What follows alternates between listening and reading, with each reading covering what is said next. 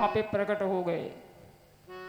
तो तत्रा भवत भगवान व्यासपुत्रो यदृच्छया गामटमानुपेक्षा अलक्ष्यलिङ्गो निजलाभतुष्टो व्रतैश्च बालेरवधूतभेषा।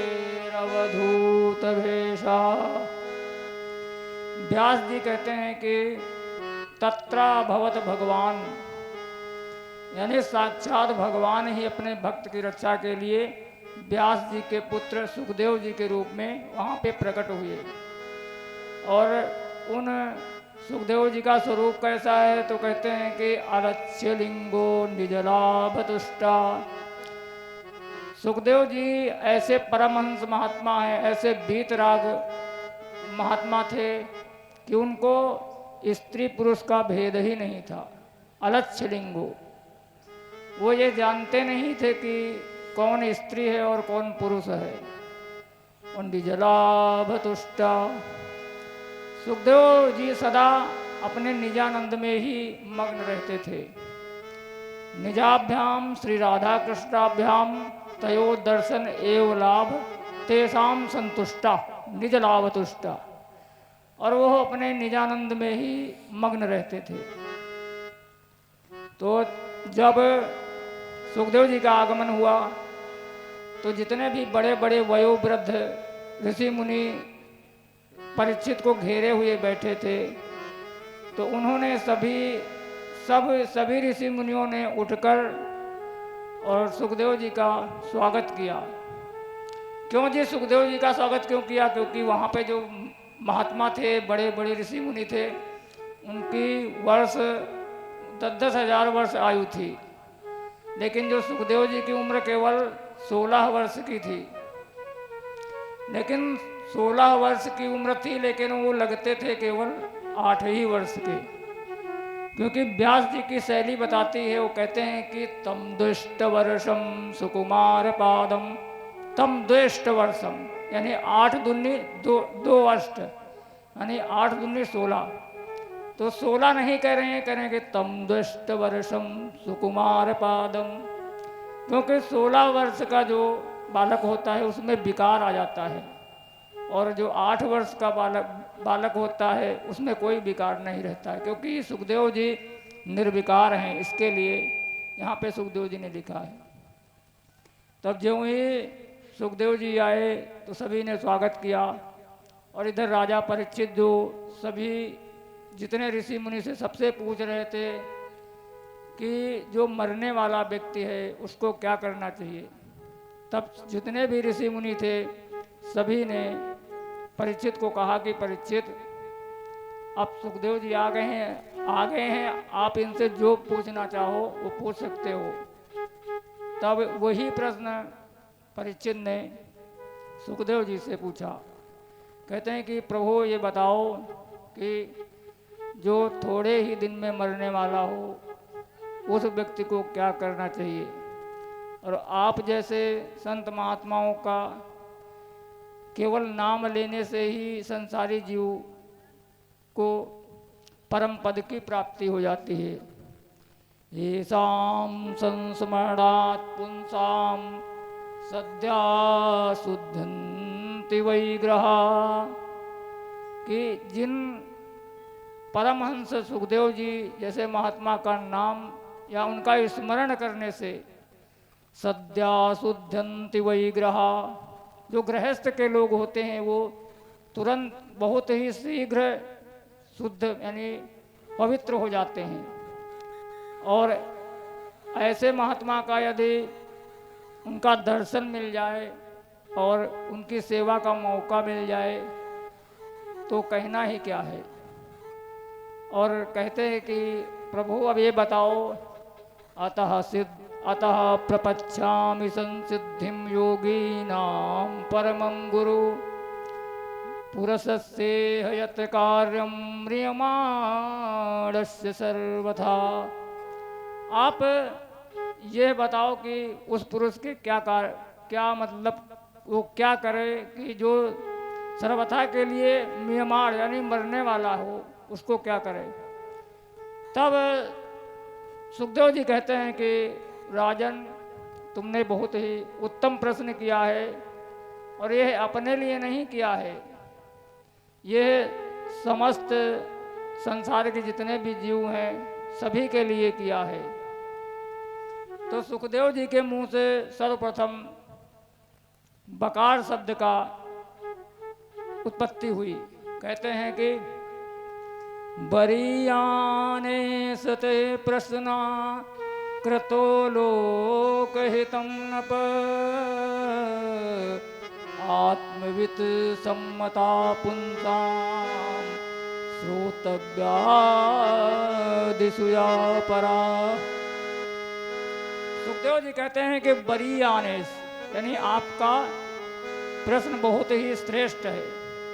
ये जो वकार होता है, ये वकार ब्रह्म का बीजाक्षर है, और इस वकार से ही, ये जो वकार है, वकार से ही गोस्वामी तुलसीदास जी ने जो श्रीमद् ये जो रामचरित है उसका जो प्रथम श्लोक है वो वकार से ही शुरू किया है कि वर्णानाम अर्थसंघानाम रसानाम छंदसामपि मंगलानां च कर्तारौ वंदे वाणी विनायको। और अंत में जब इसको समाप्त किया है तब भी दहयन्ति नो मानवा, यानी जो शुभारंभ किया है वो भी वकार से ही किया है, और जो अंत में समापन किया है वो भी वकार से ही किया है। तो सुखदेव जी सदैव ब्रह्मानंद में लीन रहते हैं। इसके लिए कहते हैं कि भो नपा ते प्रश्ना बरीयान, राजन आपके प्रश्न बहुत ही श्रेष्ठ हैं, और यह आपने सभी के लिए प्रश्न किया है। क्रतो लोक हितम नप, समस्त जितने भी जीव हैं उनके कल्याण के लिए किया है, क्योंकि संसार में जो आया है वो एक ना एक दिन तो मरने वाला ही है। लेकिन ये मनुष्य ये भूल ही जाते हैं कि हमको एक दिन मरना भी है, और ये सब भूल के दिन भर काम करते हैं, और जो रात होती है वो विषय भोग में या सोने में व्यर्थ ही गंवा देते हैं। तो निद्रया ह्रियते नक्तं व्यवायेन च वावया दिवाचार्थे हया राजन भरणे कुटुंब भरणे नवा। और जो दिन होता है वो धन कमाने के चक्कर में अपने कुटुंब का पालन पोषण करने में लगे रहते हैं, और वो ये भूल ही जाते हैं कि हमको एक दिन मरना भी है। अच्छा, संसार में जो आया है वो एक ना एक दिन तो मरने वाला ही है, आज नहीं तो 50 साल बाद मरना तो है ही। तो कहते हैं कि लेकिन कोई इस पे विचार नहीं करता है। देखो, हमको जब कहीं जाना होता है तो हम पहले एक दिन पहले तैयारी करते हैं। अब हमको जैसे नज़दीक जाना है, लखनऊ जाना है, तो हमको ज़्यादा तैयारी नहीं करना पड़ेगा कि भाई अपन मान लो एक जोड़ी कपड़ा ले लिया और निकल गए। लेकिन अगर दिल्ली जाना हो तो ज़्यादा तैयारी करना पड़ेगा, 4 जोड़ी कपड़ा रखना पड़ेगा। और इसी तरह जब जैसे विदेश जाना होता है तो विदेश के लिए तो महीनों लग जाते हैं, पहले पासपोर्ट बनवाओ, फिर वीज़ा बनवाओ, और इधर उधर पूछना पड़ता है कि भाई वहाँ कैसी व्यवस्था है। और लेकिन इसमें क्या है कि हम लोगों को जाना तो तैयारी तो बहुत दूर की है, और जाना भी सबको एक दिन है, ये भी सब जानते हैं कि जाना भी है, लेकिन तैयारी के नाम पे हम कुछ नहीं करते हैं, केवल आंख बंद कर बैठे रहते हैं। जैसे कि जो कबूतर होता है वो बहुत ही डरपोक पक्षी होता है। तो जैसे वो जब बिल्ली को देखता है तो कबूतर बिल्ली को देख के आंख बंद कर लेता है, और वो कहता है कि अब मैं क्यों डरूं, हमें तो बिल्ली दिख ही नहीं रही है। लेकिन वो ये भूल जाता है कि तुमने तो आंख बंद कर लिया है, बिल्ली तुम बिल्ली को नहीं देख रहे हो, लेकिन बिल्ली तो तुमको देख रही है, भाई आंख बंद करने से कोई भी समस्या का हल नहीं होता है, उसके लिए हमको कुछ ना कुछ करना पड़ता है। तो इसी प्रकार संसार के मनुष्य भी आंख बंद करके पड़े हैं, और कितने को तो हम अपने कंधों पे उनको जला के आए हैं, और जब चिता जलती है तो तुरंत ही ज्ञान वैराग की आंखें खुलती हैं और कहते हैं कि भाई आज से जितने भी उल्टे सीधे काम थे सब बंद कर दो, और देखो बेचारा शाम को अच्छा भला था और सुबह में चला गया, तो आज से हम भी कुछ काम नहीं करेंगे। क्षण भर के लिए वैराग्य आता है जीवन में, उसको कहते हैं मरघट वैराग, वो थोड़ी देर के लिए आता है, लेकिन जब चिता जली और नहाए धोए और घर आ गए तो फिर वही समस्या। तो इसके लिए सुखदेव जी कहते हैं, राजन अगर तुमको ये जो मृत्यु रूपी भय है इससे तुमको इसको दूर करना है, तो जो मृत्यु के मालिक हैं उनसे तुमको संबंध बनाना पड़ेगा। और मृत्यु के मालिक कौन हैं? तो सुखदेव जी कहते हैं कि मृत्यु के मालिक हैं माधव। माधव ही जो भगवान हैं कृष्ण, यही मृत्यु के मालिक हैं। मृत्यु इनके ही इशारे से चलती है। भगवान कहते हैं कि मद भयाति वाति वातोयम सूर्यस्तपति मद भयात बरसत इंद्रो दहात्यग्निर्मृत्युश्चरति मद भयात। तो कहते हैं कि ये जो हवा है ये भी हमारे ही भय से चलती है। भाई भगवान के भय से ही हवा चलती है। और ये जो इंद्र वर्षा करता है ये भी भगवान के भय से ही करता है। और अग्नि में जो दाहत्व की शक्ति है वो भी भगवान के ही बल पर है। और मृत्युश्चरति मद भयात, और ये जो मृत्यु है ये भी संसार को चढ़ती है। चढ़ती माने खा जाती है, क्योंकि चर भक्षणे धातु है और चर गमन धातु में भी प्रयोग होती है। तो भगवान कहते हैं कि मृत्युश्चरति मद भयात। लेकिन जब आप उन मृत्यु के मालिक उनसे आपका संबंध हो जाएगा तो आपको भी मृत्यु से डरने का कोई भी आपको डर नहीं लगेगा। तो इसके लिए परीक्षित कहते हैं कि महाराज ये बताओ संबंध कैसे बनाएं। तो कहते हैं कि परीक्षित तस्मात् भारत सर्वात्मा भगवान ईश्वरो हरि श्रोतव्या कीर्तितव्यश्च स्मर्तव्याश्चेच्छता भयम्। कहते हैं कि उन परमात्मा भगवान ईश्वर ये सब उन्हीं के नाम है, और उनका सर्वप्रथम श्रोतव्या उनकी कथाएं सुनो। सर्वप्रथम उनकी जब कथाएं सुनोगे तो उन भगवान के विषय में आपको पता चलेगा। भाई जिसके विषय में हमको जानकारी लेनी होती है उसके विषय में हम जानकारी जुटाते हैं। तो जब भगवान की कथा सुनोगे तो भगवान के प्रति आपको जानकारी होगी। फिर उसके बाद कथा सुनने के बाद जब कोई कथा सुनाने वाला ना मिले तो कीर्तितव्या, उन भगवान की जो कीर्ति है जो तुमने सुना है उनका गान करो।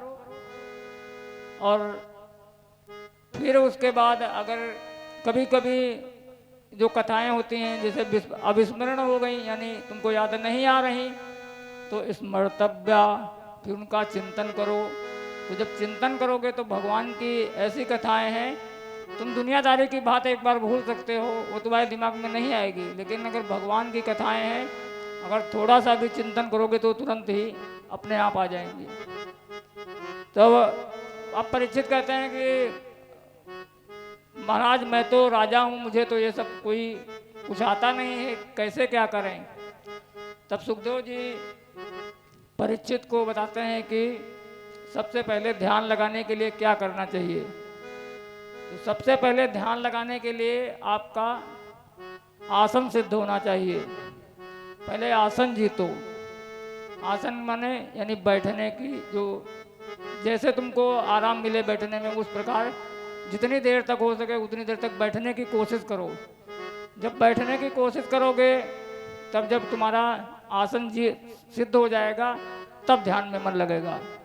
और नहीं, अगर बैठने की तुम्हारी प्रैक्टिस नहीं है तो थोड़ी देर बैठोगे कमर में दर्द होने लगेगा, तब जब शरीर में ही ध्यान रहेगा तो ध्यान किधर लगेगा, फिर नहीं लगेगा। तो सुखदेव जी कहते हैं कि जितासनो जित श्वासो जित संगो जितेंद्रिया। कहते हैं 4 बातों का ध्यान करो। सबसे पहले जितासनो, फिर उसके बाद जित श्वासो। जित श्वासो यानी ये जो सांस हैं इनके ऊपर जीतने के लिए इनका प्रयास करो। किस प्रकार? जैसे प्राणायाम के द्वारा। तो जब प्राणायाम करोगे तो पूरक कुंभक रेचक के द्वारा प्राणायाम से ये जो सांस है इसको तुमको इसके पे अधिकार हो जाएगा। और तीसरे में बताया है जित संगो, यानी सदैव तुमको चाहिए कि असंग रहना चाहिए। संग देखो, एक होता है साथ और एक होता है संग। तो साथ में ऐसा होता है कि साथ होता है शरीर का, और जो संग होता है वो मन का संग होता है। तो अब संसार में रहना है, रहो, अच्छी बात है, लेकिन संसार से चिपको नहीं। कैसे? जिस प्रकार जो नारियल का गोला होता है, जो नारियल का कच्चा गोला होता है, तो वो जब गोला फोड़ोगे तो नारियल भी साथ में फूट जाता है, तो वो कच्चा है। लेकिन एक नारियल पका हुआ आता है, तो उसमें वो अंदर ही अंदर अपने आप को छुड़ा लेता है। तो जब वो नारियल पका हुआ होएगा तो जब अंदर ही अंदर छुड़ा देगा तो गोला फोड़ोगे तो जो अंदर का नारियल वो नहीं फूटेगा, केवल ऊपर का गोला ही फूट जाएगा और अंदर का नारियल सूखा वाला वो बच जाएगा। तो वो सिद्ध हो जाता है क्योंकि उसने अपने आप को अंदर अंदर से छुड़ा लिया। तो इसके लिए सुखदेव जी कहते हैं कि राजन, संसार में रहते हुए भी असंग रहना सीखो। किसी के साथ इतनी आसक्ति मत करो कि उसके बगैर तुम रह न पाओ। तो इसको कहते हैं असंग। तो असंग रहोगे तभी तुम्हारा ध्यान लगेगा।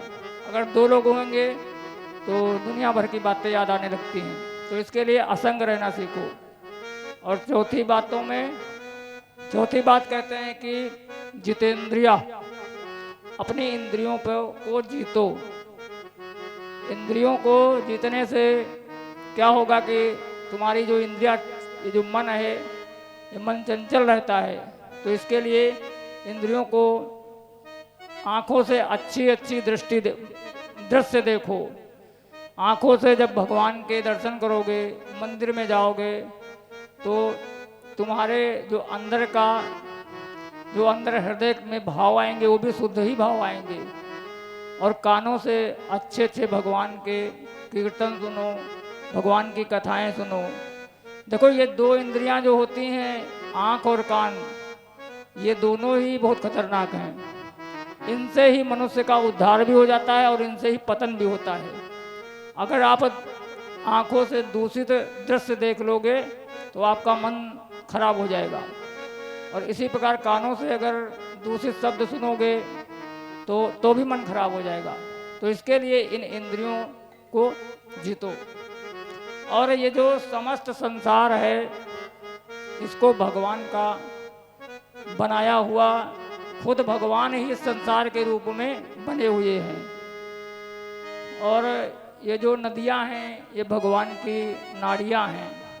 नाड़ी, जो अपने शरीर में नाड़ी होती है जिससे खून चलता है, तो ये जो गंगा, जमुना, कावेरी, ये जो नदियां हैं, ये भगवान की नाड़ियां हैं। और ये जो पर्वत हैं, ये भगवान की अस्थियां हैं, हड्डी। और ये जो हरी भरी रोमावली, ये जो वृक्ष हैं, ये भगवान के रोए हैं। और इसी प्रकार समस्त, जब सबसे पहले भगवान के स्थूल शरीर का ध्यान करना चाहिए। तो जब स्थूल शरीर का ध्यान करोगे तो धीरे धीरे सूक्ष्म शरीर में भी तुमको भगवान के ध्यान की प्राप्ति होने लगेगी। तो इस प्रकार ध्यान विधि बताकर अब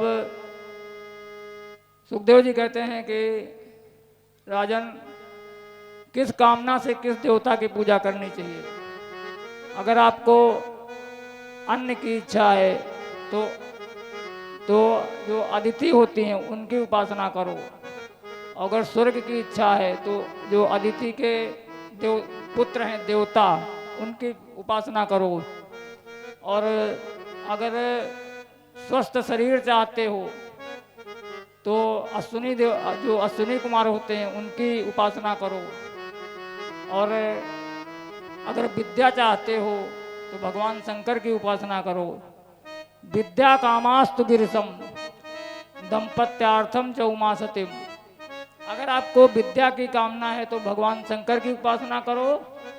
और अगर दाम्पत्य जीवन में संग्राम मचा हुआ है या घर गृहस्थी में थोड़ा पति पत्नी में अनबन रहती है तो माता पार्वती की उपासना करो। दाम्पत्यार्थम चा उमा सतीम, तो उनकी उपासना करने से आपको पूर्ण शांति मिलेगी।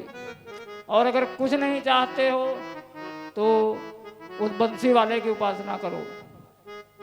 अकामा सर्व कामो वा मोक्ष कामा उदारधि तीव्रेण भक्ति योगेन यजेत पुरुषम परम। कहते हैं कि चाहे अकाम हो, चाहे तुम्हारे पास कोई भी कामना हो या सकाम हो, या तुम्हारी कोई कामना हो, तुम्हारी कोई कामना हो या कामना ना हो, लेकिन मनुष्य को चाहिए कि उन भगवान की उपासना करना चाहिए। क्योंकि जिस प्रकार पेड़ के अगर डाली सींचोगे, पत्ते सींचोगे, शाखा सींचोगे तो उसमें कुछ नहीं होने वाला। और जब उसके जो मूल होती है, जड़, उसको सींच दोगे तो जितने भी पेड़ पत्ती शाखा हैं सबको पानी मिल जाता है। तो इसी प्रकार भगवान जो विष्णु हैं वो ये मूल हैं देवताओं के। मूलम ही विष्णु देवानाम। और कहते रहते कहाँ हैं? कहते हैं कि यत्र धर्मा सनातना। भगवान सनातन धर्म में निवास करते हैं। सनातन धर्म ही भगवान का स्वरूप है। तो इस प्रकार बताकर अब कहते हैं कि महाराज ये बताओ कि ये भगवान ने सृष्टि कैसे बनाई? तो जब परीक्षित ने सुखदेव जी से पूछा कि सृष्टि कैसे बनाई, तो सुखदेव जी कहते हैं कि राजन, मैंने कथा तुमको सुनाना शुरू कर दिया, लेकिन मंगलाचरण नहीं किया। इसके लिए अब सुखदेव जी मंगलाचरण करते हैं। और 2 श्लोक में कहते हैं कि यत् कीर्तनम यत् स्मरणम यदिच्छणम यद बंधनम यद क्षमणम यदर्हणम लोकस्य सद्यो विधुनोति कल्मषम तस्मै सुभद्रास्त्रवशे नमो नमः। कहते हैं कि जिन प्रभु का कीर्तन करने से और जिनका वंदन करने से, स्मरण करने से, पूजन करने से समस्त जितने भी लोकस्य सद्यो विधुनोति कल्मषम, समस्त जीवों के जितने भी कलमश यानी पाप होते हैं वो सब विधुनोति धुल जाते हैं भगवान का केवल स्मरण, वंदन, चिंतन, कीर्तन करने से। तो ऐसे सुभद्र सबसे भगवान को हम प्रणाम करते हैं। और फिर आगे कहते हैं कि चाहे कोई कितना भी तपस्वी हो जाए, तेजस्वी हो जाए या मनस्वी हो जाए, लेकिन अपनी साधना को अगर भगवान के प्रति समर्पण नहीं करता है तो उसका कल्याण नहीं होने वाला है। तपस्विनो दानपरा यशस्विनो मनस्विनो मंत्रविदाशु मंगला क्षेमं न विन्दन्ति विनाय दर्पणं तस्मै सुभद्रस्त्रवसे नमो नमः। कहते हैं कि चाहे कोई कितना भी तपस्वी हो जाए लेकिन उसका कल्याण न होगा। क्यों? कि जब तक वो अपने अपने किए हुए कर्म को भगवान के प्रति समर्पण नहीं करेगा, तब तक कहते हैं क्षेमम न बिंदन्ति, उसका कल्याण नहीं होने वाला है। और कुछ के नाम बिताए, और ऐसे प्रभु के शरण में जाने से होता क्या है, तो कहते हैं कि किरात हूणांध पुलिंद पुलकसाया भीर कंकाय मनाख साधया व एते च पापा यदुपाश्रयाश्रया शुद्धंत तस्मै प्रभविष्णुवे नमः। चाहे कितने भी कोई भी यवन किरात हूण जो भी कोई भी जो ये जातियाँ होती हैं, और कहते हैं कि ये नेच पापा, यानी और भी जो पापी होते हैं, तो पापी एक वचन है और पापा बहुवचन होता है। तो कहते हैं कि और जितने भी पापी हैं उन भगवान की चरण शरण ग्रहण करने से ही शुद्धंत तस्मै, वो एकदम शुद्ध हो जाते हैं, पवित्र हो जाते हैं और परम धाम के अधिकारी हो जाते हैं। तो अब सुखदेव जी कहते हैं, राजन ये जो तुमने प्रश्न किया है कि भगवान ने सृष्टि कैसे बनाई, तो यही बात एक बार नारद जी ने ब्रह्मा जी से पूछा, तो वो तुमको मैं बताता हूँ। कहते हैं कि एक बार नारद जी अपने ब्रह्मलोक में अपने पिताजी के पास गए और वहाँ पे देखा कि ब्रह्मा जी ध्यान में समाधि में बैठे थे। तो समाधि से जब ब्रह्मा जी जागे तो देखा कि नारद आए हैं। तो उन्होंने पूछा, बेटा नारद क्यों आए हो? तब नारद जी कहते हैं कि पिताजी ये बताओ, जब तुमने संसार बनाया है तो तुम फिर ध्यान किसका लगाते हो? क्या तुमसे बड़ा भी कोई है? भाई जब संसार ब्रह्मा जी ने बनाया है तो कहते हैं क्या तुमसे भी बड़ा कोई है? तब ब्रह्मा जी कहते हैं, पुत्र ये भगवान की माया है, इससे मोहित होकर लोग मुझे जगत कर्ता मान बैठे हैं, बाकी मैं हूँ नहीं। हमसे भी जो भगवान नारायण हैं वो सब सर्वे सर्वा हैं, वही इस संसार को बनाते हैं और समय आने पर उसका प्रलय करते हैं। तो तस्मै नमो भगवते वासुदेवाय धीमहि यन्मायया दुर्जया मां ब्रुवन्तिं जगद्गुरो। कहते हैं कि जो माया से मोह में ग्रसित होकर जो प्राणी हैं ये मुझको ही जगत गुरु मान बैठे हैं, बाकी मैं हूँ नहीं। ये मनुष्य ही हमको जगत गुरु मानते हैं, बाकी जगत गुरु तो साक्षात भगवान हैं। वंदे कृष्णम जगत गुरु, भगवान कृष्ण ही जगत गुरु हैं। और ये माया में मोहित होकर लोग मुझको जगत गुरु मानते हैं। अब आगे कहते हैं कि बेटा ये जो भगवान नारायण की नाभि से कमल निकला और कमल से मुझ ब्रह्मा का जन्म हुआ, तो मैंने चारों तरफ देखा तो मुझे चारों तरफ केवल जल वायु के सिवा और कुछ नहीं दिखा। तो जब कुछ नहीं दिखा तो मैंने सोचा भाई कोहम, और मैंने चारों तरफ देखने की जो ही इच्छा प्रकट की तो मेरे चार मुख हो गए। फिर मैंने सोचा कि ये मैं जिस इस कमल के नाल पे बैठा हूँ तो इसके नीचे कोई इसका आधार होगा। तो जब नीचे मैं कमल की नाल में प्रविष्ट हुआ और 100 दिव्य वर्षों तक अंदर गया, लेकिन मुझे वहाँ का कोई भी ओर छोर पता नहीं पड़ा। तो मैं फिर वापस आया और फिर बाहर आके फिर उस कमल की पंखुड़ी पे बैठ गया और सोचने लगा कोहम।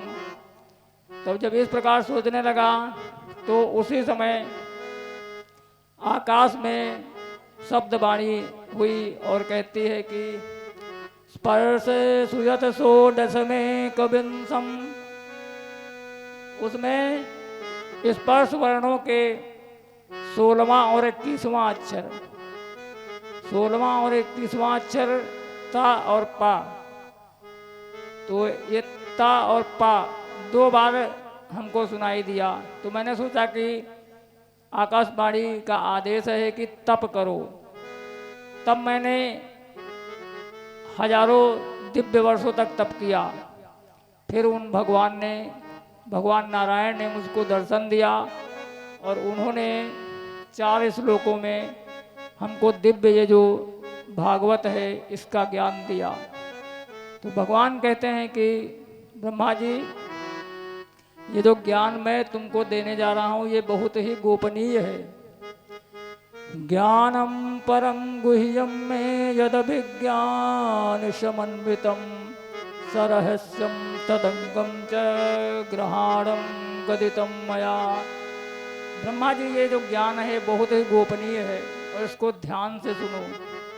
तो अहमेवासमेवाग्रे नान्यद यद सत सत परम पश्चादहम यदेतच्च यो वसिष्ठेत सोऽस्म्यहम् ऋते अर्थम यत् प्रतीयेत न प्रतीयेत चात्मनि तद्विद्यादात्मनो मायां यथा भासो यथा तमा यथा वहन्ति भूतानि भूतेषु चावचे सुनु प्रविष्टानि प्रविष्टानि तथा ते सुनते स्वम् एतावदेव जिज्ञासां तत्त्वजिज्ञासुनात्मना अनवय व्यतिरेकाभ्यां यस्यात् सर्वत्र सर्वदा। तो ये चतुर्थ श्लोकी भागवत है। तो इस भागवत का इसमें 4 श्लोकों में प्रथम जो श्लोक है उसमें तत्व का वर्णन है, दूसरे में माया का वर्णन है और तीसरे में जगत का स्वरूप और चौथे में जिज्ञासु यानी जो ये जानने की इच्छा रखता है उसका स्वरूप बताया है। और ये अब हम एक भजन हो जाए उसके बाद सुनते हैं कि ये 4 तत्व कौन से हैं और उनसे सुनने से क्या होता है। देखो, ये जो भजन होते हैं बीच बीच में जो भजन होते हैं ये इनको मानो कि ये हाजमा की गोली है। अब जैसे जब भोजन ज़्यादा हो जाता है तो हमको हाजमोलक गोली खानी पड़ती है। उसीलिए ये जब जो हमारी कथा जब सुन लिया तो उसके बाद भजन जब सुन लोगे तो वो जो तुमने कथा सुनी है ना वो हृदय के अंदर हो जाएगी यानी हृदयंगम हो जाएगी। तो ये भजन कीर्तन को ये हाजमा गोली मानो। तो इनको सुनना चाहिए और साथ साथ में गाना भी चाहिए भैया।